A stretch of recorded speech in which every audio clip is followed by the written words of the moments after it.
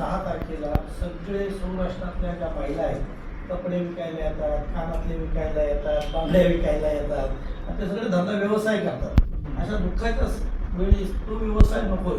आम्ही गेल्या वेळेस पण सूचना मांडली होती, पण ही सूचना यावेळेस राहून गेलेली होती. जुने कपडे गेल्या वेळेस मला फोन केलेला होता, स्वतः उचलले होते आणि त्या बायका येतात एका ठिकाणून कुठल्या एका दुसऱ्या ठिकाणी जातात.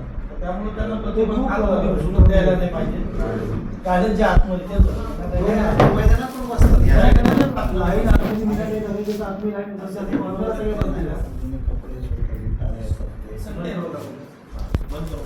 आणि अलीकडे तिथे जे सांगितलं ना विनायक ठाकरे, मी मागच्या वेळी पण रेजन साहेबांना बोललो होतो की अलीकडे तो विनायक ठाकरे पुतळ्यावर समाजकर्त्यांनी थोडंसं अलर्ट राहायला, आपल्याला पण अलर्ट राहायला पाहिजे. काय की अनुयायी येतो तो दर्शन घेतो, पण समाजकंटक असतो तो ह्यातनं आपला स्वार्थ साधून घेतो.